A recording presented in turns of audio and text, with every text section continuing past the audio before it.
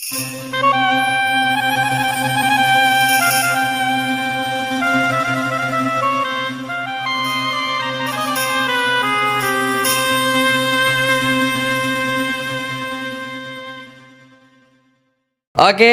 assalamualaikum Prof Aziz. Waalaikumsalam warahmatullahi wabarakatuh. Selamat pagi Prof Aziz. Karena ini kita Selamat pagi. take syutingnya di pagi hari, di hari pertama puasa.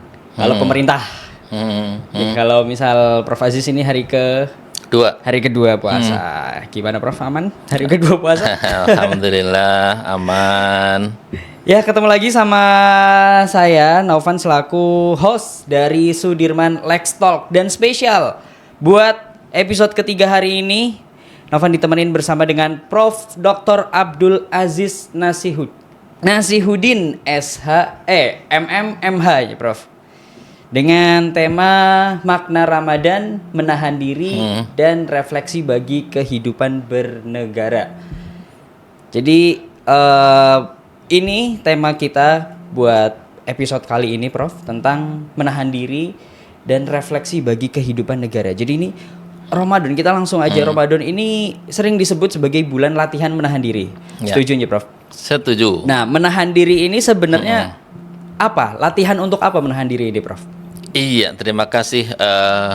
Sebelumnya assalamualaikum semua pemirsa atau Pendengar atau apa yang mengikuti di layar gitu ya. Itu di layar. Alhamdulillah wa syukrulillah wala haula wala quwata illa billah. Marhaban ya Ramadan pada semuanya, dan mudah-mudahan di bulan yang penuh berkah ini kita bisa melaksanakan saum dengan sebaik-baiknya. Amin. Tadi sudah disampaikan sebetulnya di dalam bulan Ramadan ini menahan diri itu yang seperti apa ya. Kita sudah sering mendengar bahwa di Ramadan itu diibaratkan sebagai kawah candra di muka ya. Kawah candra di muka. Apa itu? Kawah candra di muka ini ya tempat untuk pelatihan. Pelatihan fisik, pelatihan mental, spiritual, semuanya ada di dalam bulan Ramadan ini. Nah, menahan diri ya juga sering lebih maknai sebagai menahan dari lapar, menahan dari haus, menahan dari hawa nafsu selama sebulan penuh. Ya. Jadi banyak diartikan hanya sekedar sebagai ritual fisik ya, ritual fisik. Tapi sebetulnya jauh dari itu, karena tujuannya adalah untuk mencapai ketakwaan kepada Allah Subhanahu wa taala. Kan sudah saya yakin para pemirsa juga sangat hafal dengan surat Al-Baqarah ayat 183 sebagai dasar untuk saum. A'udzubillahi minasyaitonirrajim. Ya ayyuhalladzina amanu kutiba alaikumusyamu kama kutiba alal ladzina min qablikum la'allakum tattaqun. Nah, itu kan ujungnya adalah takwa.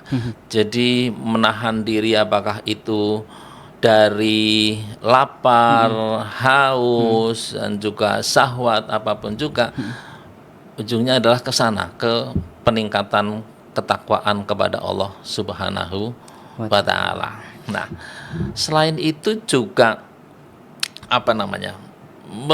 pengendalian diri itu sebagai kemudi.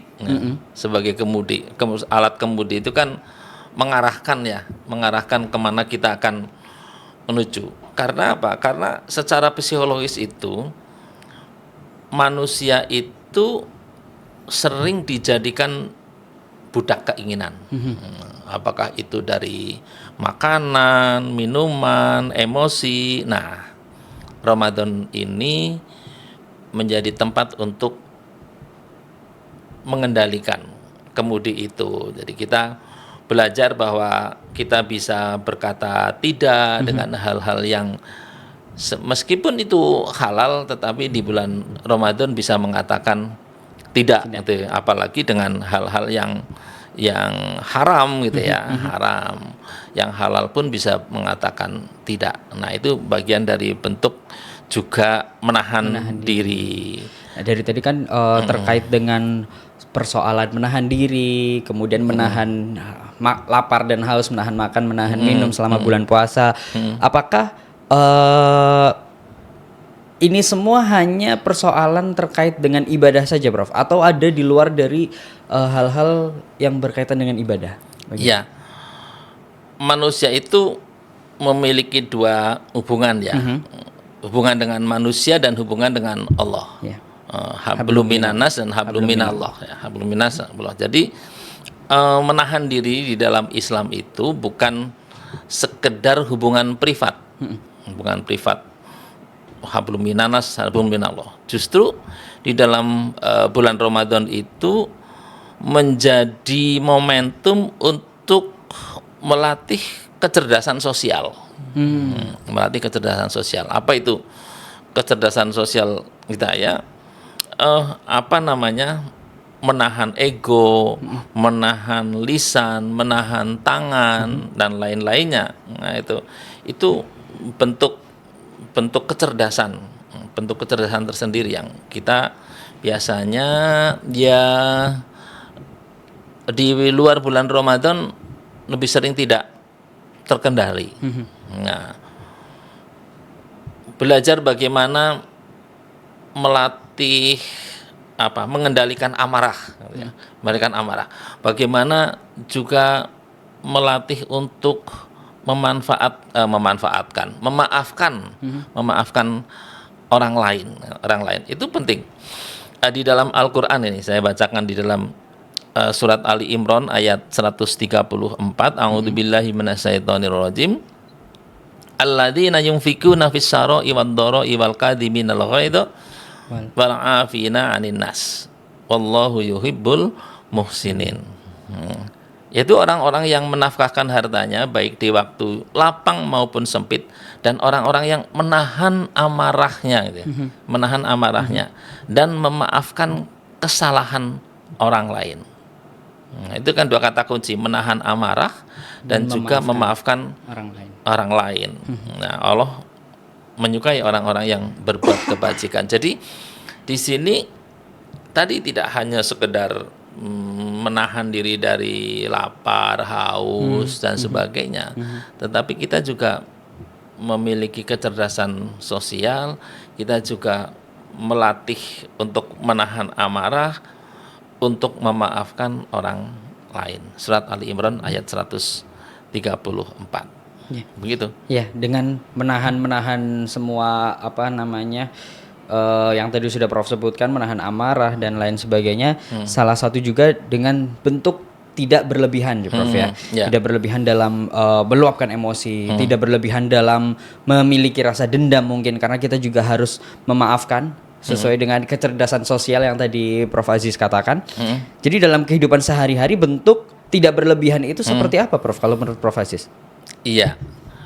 Prinsip tidak berlebihan. Nah, itu dikenal dengan ifah. Ifah. Iya, menahan diri. Dan juga iktisad. Iktisad itu proporsional, moderat ya, moderat. Nah, Islam itu tidak melarang menikmati dunia. Namun kita dilarang untuk menjadi hamba dunia gitu ya. Menjadi hamba dunia. Nah, satu misalnya tidak berlebihan di dalam konsumsi. Dalam konsumsi. Nah, sering kan kalau kita mau Ramadan malah dikejutkan dengan anomali-anomali yang luar biasa gitu. Seperti apa misalnya? Ya, kenaikan harga barang makanan gitu ya, harga barang makanan. Lo orang saum itu kan hanya 2 kali ya, ketika sahur dan berbuka puasa. Tidak seperti hari-hari biasa itu 3 kali paling tidak. Kalau toh mau di Ramadan, ya camilan mestinya juga jauh lebih sedikit karena waktu untuk makan itu sedikit. Berbuka gitu kan, terus taraweh habis pulang mestinya sudah capek istirahat. Tapi faktanya malah konsumsinya Justru malah harganya malah meningkat. naik di bulan Nah, Ramadan. itu. Nah, itu mestinya tidak berlebihan di dalam konsumsi. Ini disebutkan di dalam surat Al-A'raf ayat 31. A'udzubillahi minasyaitonirrajim. Ya bani adama khudu zinatakum inda kulli masjidi wa kulu washrobu wa la tusrifu innahu la yuhibbul musrifin. Wahai anak cucu Adam, pakailah pakaianmu yang bagus pada setiap memasuki masjid. Nah ini, makan dan minumlah tetapi jangan berlebihan. Nah, sungguh Allah tidak menyukai orang yang berlebihan. Jadi di dalam surat Al-A'raf ayat 31 ya kita semuanya sudah diingatkan itu. Jadi logikanya kalau Ramadan hanya 2 kali makan, durasi waktu untuk makan cemilan itu tidak lama, mestinya tidak apa-apa naik, bahkan mestinya kan malah menjadi menurun gitu ya. Tapi faktanya naik. Nah, ini yang masih menjadi sebuah persoalan. Berarti fenomena, bisa dikatakan bahwa di dalam saum kita itu masih berlebihan. Iya. Ya, mau bagaimanapun itulah kondisi masyarakat kita ya, Prof. Ya, Jadi jika misal kita merefleksikan dengan kondisi masyarakat dan negara saat ini khususnya ya, apakah nilai menahan diri ini masih menjadi tantangan bersama, Prof? Ya. Jika kita melihat realitas sosial, ekonomi dan politik kita pada saat ini, nilai menahan diri justru menjadi tantangan terbesar. Nah, menahan diri, lihat saja apa di tengah budaya yang serba cepat dan pamer gitu kan ya. Sekarang kan apa namanya? Update statusnya. Update status ya bisa dikategorikan laporan pandangan mata, bisa dikategorikan pamer gitu kan ya. Kalau tadi Prof Aziz bilang hamba dunia, udah di hamba dunia ada hamba status, Prof. Iya. Nah, jadi maka dalam konteks ini orang itu sering terjebak dalam perilaku konsumtif, konsumtif, yaitu dari kompetisi status itu hingga perebutan kekuasaan yang mengabaikan etika. Jadi ya ini tantangan menahan serakah, tantangan menahan serakah.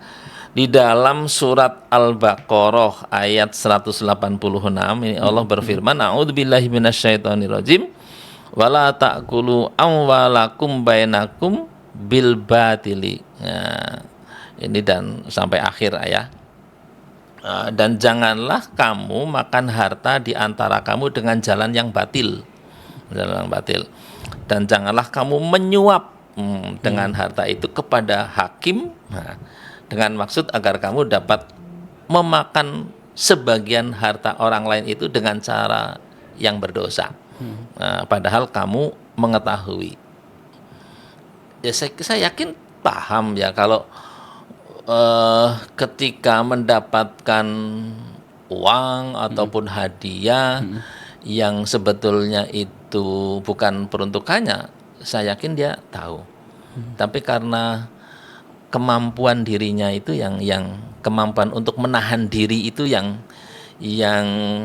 tipis mungkin gitu ya. Ya tidak mengatakan tidak ada itu, tapi mungkin tipis gitu ya.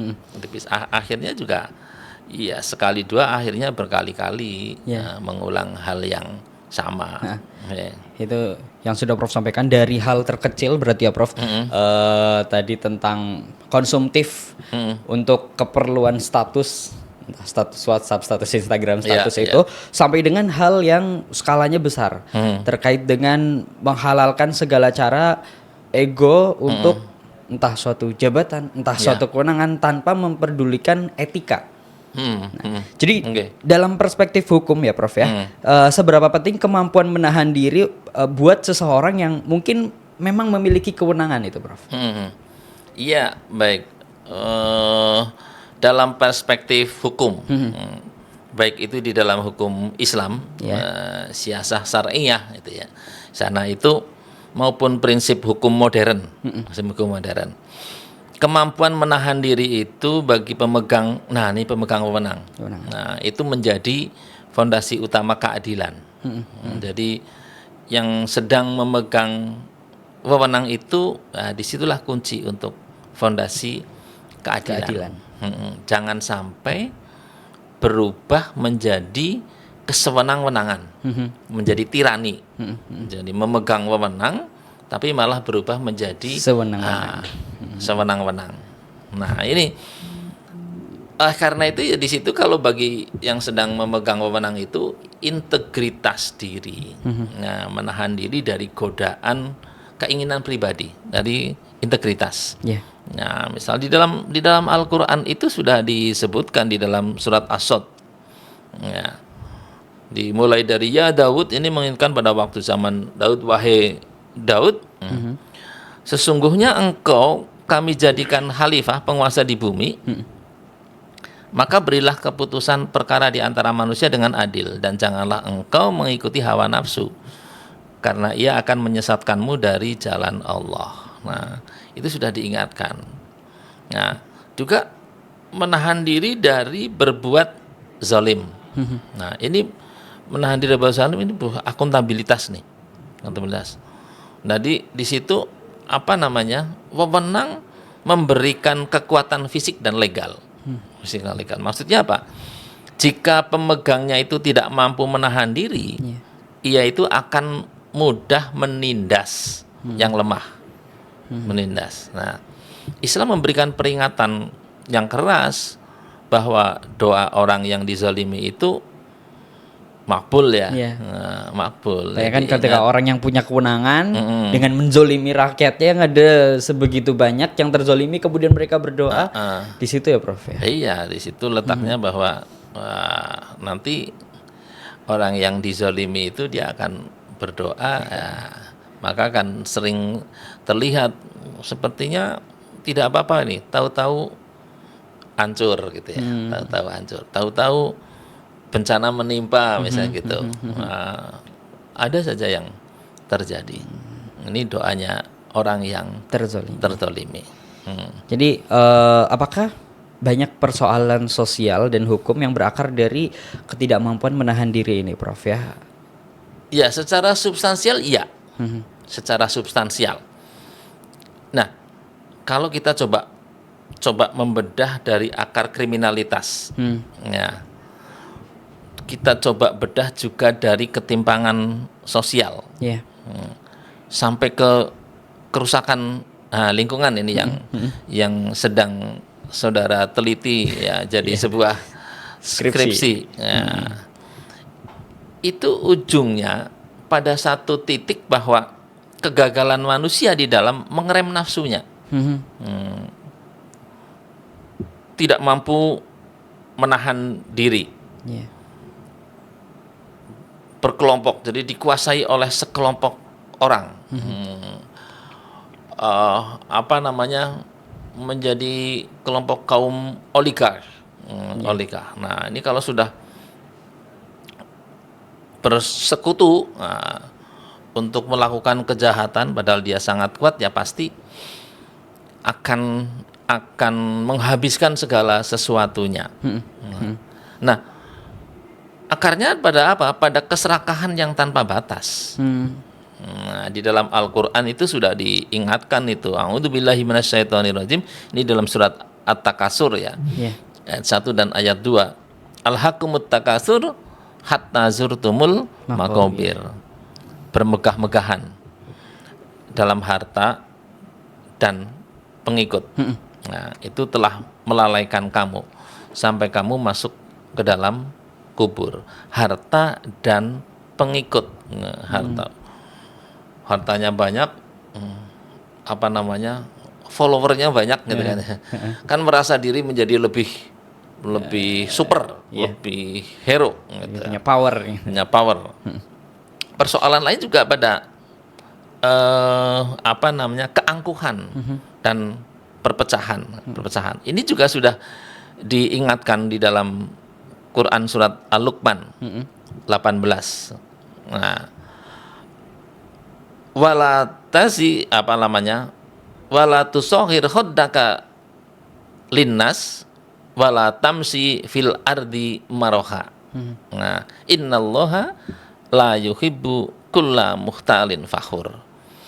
Dan janganlah kamu memalingkan wajahmu dari manusia karena sombong. Sombong. Dan janganlah berjalan di bumi dengan angkuh. Sungguh Allah tidak menyukai orang-orang yang sombong lagi membanggakan diri. Nah, juga kalau misalnya melihat tadi kerusakan lingkungan, konsumerisme yang berlebihan. Nah, di dalam Al-Quran surat Ar-Rum ayat 41 juga sudah diingatkan, Dzoharul fasad fil barri wal bahri bima kasabat aydin nas. Telah tampak kerusakan di darat dan di laut disebabkan karena perbuatan tangan manusia. Itu beberapa hal yang memang ya meresahkan kita. Tadi di awal Prof. Aziz sempat mengatakan terkait dengan orang yang memiliki kewenangan dan sifat berlebihan, maka pentingnya memiliki integritasnya, Prof. Nah, jadi apakah problem penegak hukum seringkali ini bukan soal aturan tapi soal dengan integritas? Ya, betul sekali itu. Di dalam dunia hukum itu ada gium begini. Hukum yang baik di tangan penegak hukum yang buruk itu akan menjadi buruk, ya. Namun hukum yang buruk di tangan penegak hukum yang baik bisa tetap membawa keadilan. Keadilan. Kuncinya ada di penegak hukum. Iya, jadi memang di dalam konteks ini gitu tidak kurang peraturan perundang-undangan itu sudah sangat lengkap, sudah mengatur semua, ya. Iya. Tapi krisis integritas itulah. Nah, jadi intervensi nafsu, haus akan harta, haus akan kekuasaan itu menjadi mati hatinya. Menjadi mati karena integritasnya hilang. Gitu. Kalau sudah terkena dunia gitu. Dengan dunia itu sudah banyak diingatkan juga. Yang kedua juga pengawasan, ya, pengawasan. Puasa ini tadi dapat cerita menarik. Ada sebuah masjid yang dikelola oleh anak-anak muda. Anak-anak muda. Yaitu masjid itu tidak hanya segera dipasang CCTV. Tapi di setiap sudut sudah ditulisi bahwa masjid ini diawasi oleh Allah, oleh malaikat dan CCTV. Gitu ya. Dan CCTV. Nah, lucunya kotak infaknya hari itu hilang. Kotak infaknya hilang. Padahal sudah ditulisi masjid ini diawasi oleh Allah, malaikat dan CCTV. CCTV. Nah, akhirnya sekelompok muda yang mengelola masjid ini membuka CCTV kan, buka CCTV ini karena membuka CCTV. Ternyata CCTV-nya mati. CCTV-nya mati nih. Apa memang karena dirusak oleh yang ambil pencurinya atau karena memang teknis? Iya. Intinya bahwa secanggih apapun pengawasan di dunia itu kalau tidak sampai pada pengawasan diri dari Allah itu kan, kalau kita tidak akan tidak bisa efektif, tidak efektif. Mau dipasang kamera dan sebagainya. Tapi kalau itu tidak datangnya dari karena hati yang memang melekat betul-betul bersandar kepada Allah, itu tidak akan bisa mengenai. Pengawasan mau seketat apapun ketika misal di hati emang nggak ada, ya mungkin pasti akan ada celah gitu ya, Prof. Ya. Dan puasa inilah sebagai itu tameng itulah. Nah, kita kan biasa aja ngomong puasa gitu kan, padahal mungkin tidak. Karena ibadah kita sama Allah aja, Prof. Iya. Saya mau makan mungkin nanti di kamar mandi nggak ada tahu gitu. Tahu itu.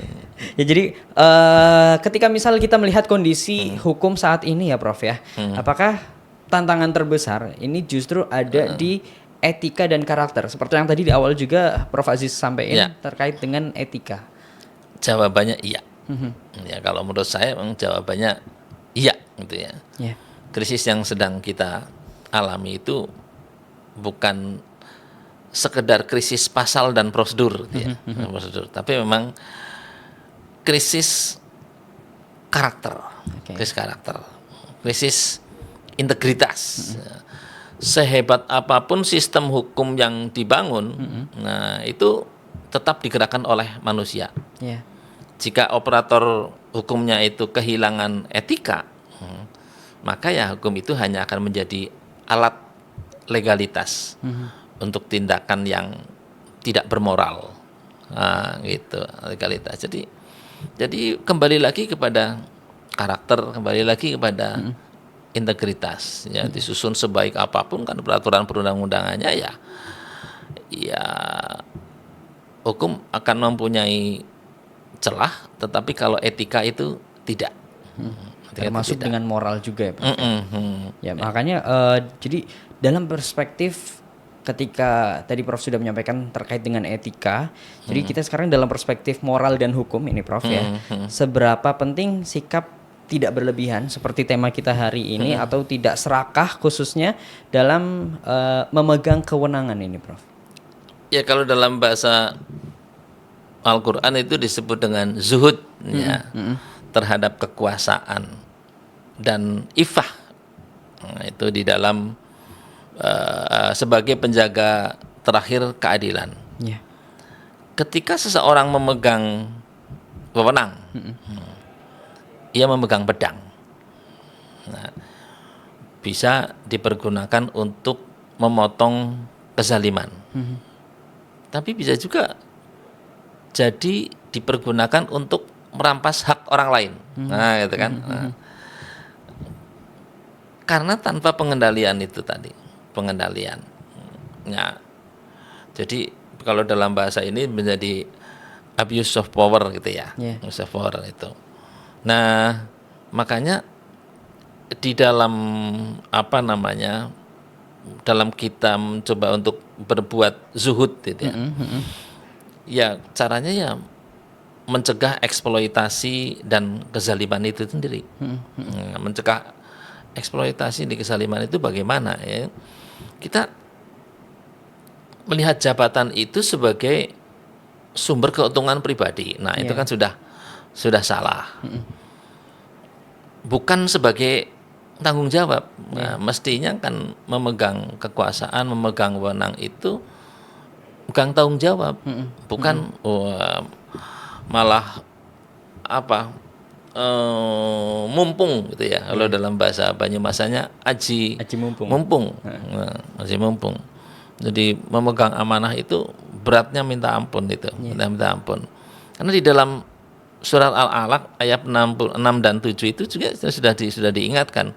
Ini saya tidak sebutkan ayatnya, tapi artinya begini. Sekali-kali tidak, sungguh manusia itu benar-benar melampaui batas apabila dia melihat dirinya serba cukup, memiliki segalanya. Jadi seorang itu tercukupi itu, bahkan di situ letak ujiannya. Letak ujiannya, karena dengan memiliki sesuatu yang berlebihan itu dia akan bisa berbuat apapun juga. Karena tidak puas terus. Terus seperti itu. Nah, itu juga yang lain mestinya kita juga mampu menjaga marwah hukum. Seperti apa? Ya, orang serakah itu selalu kurang kan. Ya. Nah, selalu kurang. Sehingga apa? Ya mudah disuap atau memihak kepada yang memberikan keuntungan ya, keuntungan. Nah, tapi sikap tidak berlebihan ini akan memungkinkan seseorang yang memegang wewenang itu untuk tetap independen. Tetap independen. Nah, disinilah makanya Rasulullah itu pernah memberikan sebuah perumpamaan betapa rusaknya agama dan tatanan sosial akibat keserakahan pada kedudukan. Kedudukan. Jadi dia diibaratkan sebagai serigala lapar yang dilepas di tengah kumpulan kambing tidak lebih untuk merusak daripada keserakahan seseorang terhadap harta dan kedudukannya. Nah, jadi betapa serakahnya itu. Nah, itu apalagi kalau setelah memegang kekuasaan, apa yang dihadapi itu semuanya dianggap sebagai honimah, sebagai harta rampasan gitu ya, rampasan. Ya. Termasuk juga kewenangan-kewenangan yang mungkin berkaitan dengan perizinan atau apa. Contohnya tadi yang Prof Haji sampaikan, dengan lingkungan banyak sekali kasus-kasus, banyak sekali bencana-bencana yang mungkin berakar dari dengan keserakahan itu ya Prof ya. Iya. Jadi sekarang kita memasuki lagi ketika bulan Ramadan ya. Jadi bagaimana bulan Ramadan ini bisa menjadi momentum atau sebagai refleksi buat masyarakat dan juga penyelenggara negara ini, Prof. Ya. Jadi Ramadan itu sebetulnya kan memiliki dimensi yang unik, yang melampaui ritual individu. Yeah. Ini jeda nasional nih, itu malah ini jeda internasional gitu ya. Ya, kalau ya paling tidak kalau Indonesia sebagai negara yang mayoritas Muslim itu menjadi jeda nasional. Ya. Yang bagaimana yang memaksa semua masyarakat itu, mulai dari rakyat biasa sampai penyelenggara negara itu berhenti sejenak dari hiruk pikuk syahwat dunia. Dunia nih bulan Ramadan ini. Nah, artinya bagi penguasa ini momentum untuk puasa kekuasaan, refleksi terhadap amanah yang diberikan padanya. Kan refleksi, oh iya ini lagi bulan puasa, muhasabah diri, muhasabah diri terhadap saya diberi amanah nih gitu ya, refleksi amanah. Bahkan di dalam surat An-Nisa ayat 58 Allah berfirman, innallaha ya'murukum an tu'addul amanati ila akhir ya. Itu amanah ini. Sungguh Allah menyuruhmu menyampaikan amanat kepada yang berhak menerimanya. Dan apabila kamu menetapkan hukum di antara manusia, hendaknya kamu menetapkannya dengan adil. Nah, momentum ini kan ayat ini menjadi sangat penting nih, An-Nisa 58. Bagi pemegang kekuasaan yang sedang diberikan amanah, kamu sekarang lagi diberi kedudukan. Nah, gitu. Tetaplah berbuat adil. Nah, bagi masyarakat bagaimana? Ya, jangan hanya penguasa saja yang diingatkan, masyarakat kan juga harus diingatkan. Bagi masyarakat ini juga menjadi momentum kesadaran kritis dan juga membangun empati. Nah, Ramadan ini melatih masyarakat untuk melatih kepekaan sosial. Ini kan rasa lapar kolektif nih, nah, gitu kan. Kalau di luar Ramadan kan laparnya tidak kolektif. Nah, mereka yang tidak mampu itu kolektif. Nah, dengan lapar kolektif ini seharusnya itu membangun kesadaran bahwa ketimpangan sosial itu menjadi musuh bersama. Nah, gitu. Jadi tidak hanya kamu lapar, aku lapar, yang lain juga lapar, ya tidak hanya sebatas itu saja, tetapi memunculkan oh iya ya. Nah, gitu ya. Berarti kalau hal yang seperti ini kita harus memiliki empati bersama untuk mengatasi ketimpangan itu. Membandingkan pada waktu di luar bulan Ramadan, itu kan Ramadan saya kenyang, dia lapar. Nah, gitu. Sekarang kita sama-sama lapar. Sama-sama lapar. Nah, begitu. Yaitu dari pemegang kewenangan dan juga dari masyarakat. Tadi Prof Fazli sempat menyampaikan terkait dengan apa yang harus dimiliki oleh pemegang kewenangan, yaitu zuhud dan ifah ya Prof ya. Jadi apakah kesederhanaan ini bisa menjadi kekuatan dalam kehidupan bernegara ini? Iya, sangat bisa itu. Sangat bisa. Ini zuhud terhadap kemewahan duniawi. Banyak lah ya, kan kita cukup sesuai dengan kebutuhan, bukan sesuai dengan keinginan. Keinginan kadang suka apa namanya, ya mungkin karena bagi saya itu sangat terbatas itu. Kalau melihat misalnya, dari sisi aksesorisnya, dari sisi pakaiannya dan sebagainya, menurut saya aku bisa ya sampai taruhlah hanya sebuah tas tapi berharga miliaran gitu kan ya. Nah, itu kan sangat tidak bisa saya terima sebagai bentuk kesederhanaan. Iya. Karena ada yang suka berdalih lah, sederhana menurut Anda dan sederhana menurut saya berbeda mungkin. gitu kan. Sederhana. Apakah seperti itu? Kalau saya kok tidak pas pada tempat seperti itu. Karena kesederhanaan itu merupakan benteng kedaulatan. Yeah. Nah, pemimpin yang hidupnya sederhana itu tidak akan memiliki beban sandera. Nah, coba kalau dia dalam tanda petik tidak sederhana atau bermewah-mewahan. Ya, bermewahan. Dia karena mendapatkan taruhlah pasokan dari situ, dia sudah tidak akan bisa independen. Karena dia akan terjerat oleh si pemberi fasilitas itu kan ya. Si pemberi fasilitas itu. Nah, itulah makanya sangat tepat kalau momentum Ramadan ini ya momentum kesederhanaan. Termasuk Rasul juga mencontohkan selama Rasul menjadi pemimpin itu juga hidup dengan sederhana ya, Prof? Oh iya, sangat sederhana. Bahkan kalau tidak memiliki makanan kan dia bahkan batu ya ditaruh di perutnya ini, lantas diberi ingkatan yang kenceng kan gitu kan untuk menahan lapar itu. Seorang pemimpin itu ya. Iya, itu seorang pemimpin gitu. Jadi ini khususnya buat mahasiswa ya, Prof, karena mungkin mostly rata-rata pendengar kita adalah mahasiswa atau yang pernah jadi mahasiswa ya. Jadi apa yang perlu disiapkan dari mahasiswa hukum khususnya agar tidak hanya pintar secara teori tapi juga pintar secara pintar dan kuat secara integritas, Prof? Iya. Para mahasiswa sekarang ini sedang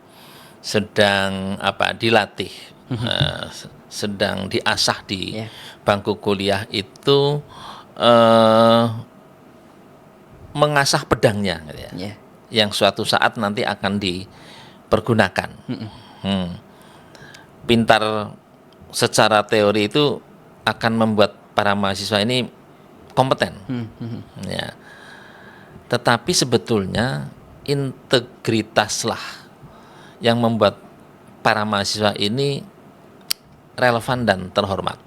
Relevan dan terhormat. Artinya begini, sekarang sedang berlatih mengasah pedang itu.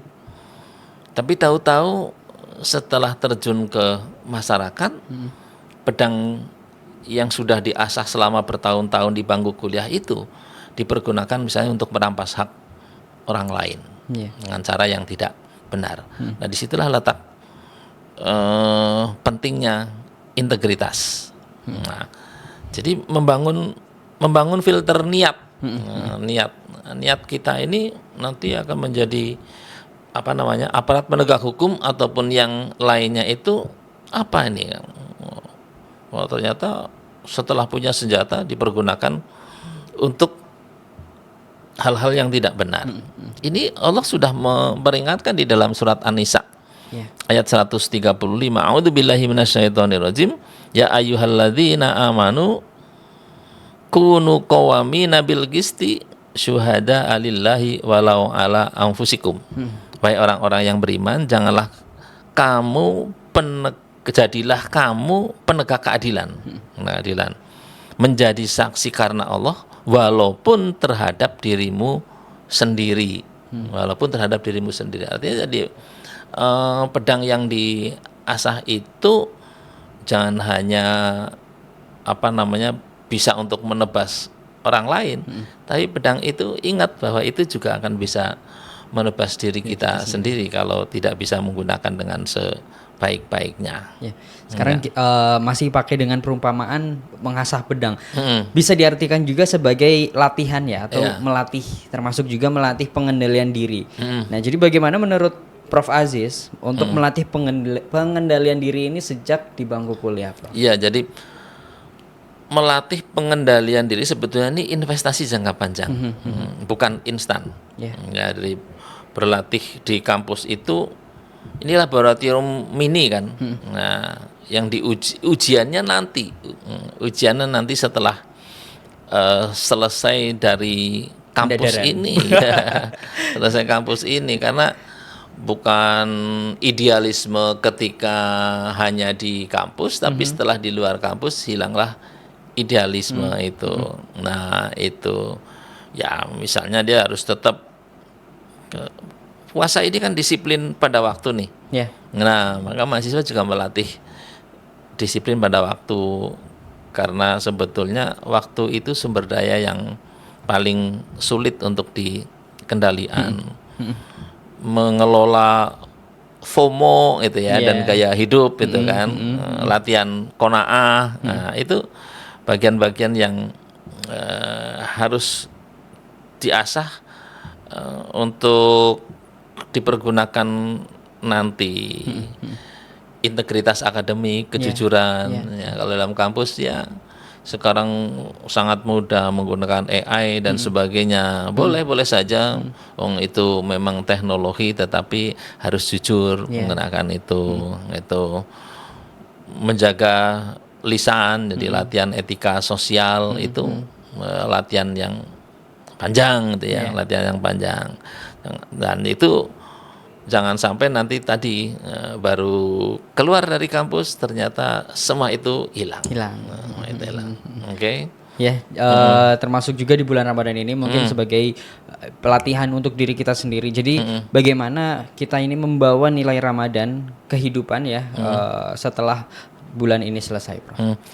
Iya, Ramadan itu madrasah, sekolah. Dan bulan-bulan berikutnya itu adalah ujian, medan ujian. Jadi lebih banyak ujiannya daripada sekolahnya. Oh iya, ya, kalau kita sekarang sedang berpuasa, itu kan sebelumnya kita menghadapi ujian selama 11 bulan. Setelah 11 bulan, ya. Dan nanti selesai ini kita menghadapi ujian lagi. Jadi bukan berarti bahwa sekarang ini berpuasa sudah langsung bebas gitu ya, langsung bebas. Tidak, kita akan menghadapi ujian karena ini baru madrasah. Madrasahnya berhasil, maka akan diuji. Apakah memang betul-betul implementasinya juga seperti pada waktu berlatih dulu gitu ya. Nah, itu. Ya. Kalau misal ditanya Prof, satu nilai Ramadan yang paling penting untuk kehidupan sehari-hari. Mungkin ada banyak sekali nilai-nilai Ramadan yang bisa kita praktikkan, yang bisa kita jalankan untuk kehidupan sehari-hari. Satu saja nilai Ramadan yang paling penting untuk kehidupan kita dalam bernegara ini, Prof. Ya. Integritas yang berbasis pada kedisiplinan diri. Integritas yang berbasis pada kedisiplinan diri. Jadi dalam kehidupan bernegara, integritas itu bukan sekedar slogan, nah, tapi merupakan jantung. Ini yang memompa keadilan ke seluruh bangsa. Nah, itu satu kata yang menurut saya gitu ya, menurut saya itu menjadi nilai yang paling krusial. Integritas yang berbasis pada kedisiplinan diri. Itu. Ya. Terakhir Prof Abdul Aziz, pesan dari Prof Aziz untuk mahasiswa hukum ini di tengah dinamika hukum saat ini, Prof. Ya. Sekarang ini seringkali kita dihadapi pada hukum yang gelap dan pragmatis gitu ya. Hukum yang gelap dan pragmatis. Bahasanya kayaknya pesimis banget gitu ya. Gelap dan pragmatis ya. Tapi ya memang harus kita bisa berintrospeksi pada apa yang kita pelajari bersama gitu ya. Memang faktanya sekarang ini cukup gelap dan pragmatis. Maka kata kuncinya bahwa hukum tanpa moralitas adalah bangkai. Nah, gitu. Nah, mahasiswa hukum yang cerdas itu jumlahnya ribuan lah. Yeah. Yang kumlot banyak, ada banyak sekali ya. Setiap kali wisuda itu bisa jadi kumlotnya lebih banyak daripada yang tidak kumlot. Nah, itu. Tetapi mahasiswa hukum yang memiliki karakter untuk menahan diri, gitu ya, untuk menahan diri, itu kelangkaan. Okay. Nah, kelangkaan itu. Nah, jadi kan ini kan PR sangat besar nih. Nah, saum yang diartikan satunya adalah menahan diri. Ya inilah tempat kita untuk menempa diri agar apa namanya perjalanan para mahasiswa itu betul-betul tidak hanya saat sekarang tapi menjadi investasi yang ke depan itu. Maka jadikan imsak ya, jadikan menahan diri ini sebagai kompas profesional. Kompas profesional. Jadi terus tidak hanya jadi slogan, tidak hanya sekedar diingat, tapi betul-betul diterapkan. Ya. Begitu. Ya, terima kasih Prof. Aziz atas kesempatannya sebagai narasumber di Sudirman Lex Talk episode ketiga ini. Terima kasih juga sudah hadir. Selamat berpuasa, Prof. Siap, sama-sama. Selamat berpuasa. Ya, terima kasih Prof. Aziz. Terima kasih juga buat teman-teman yang udah nyaksiin Sudirman Lex Talk. Dari awal tadi obrolan saya bersama dengan Prof. Abdul Aziz dengan tema makna Ramadan, menahan diri dan refleksi bagi kehidupan negara. Terima kasih semuanya. Terima kasih Prof. Aziz. Terima kasih. Semoga sehat selalu dan semoga bisa bertemu di lain kesempatan. Amin ya rabbal Terima alamin. kasih. Wassalamualaikum warahmatullahi wabarakatuh. Waalaikumsalam warahmatullahi wabarakatuh.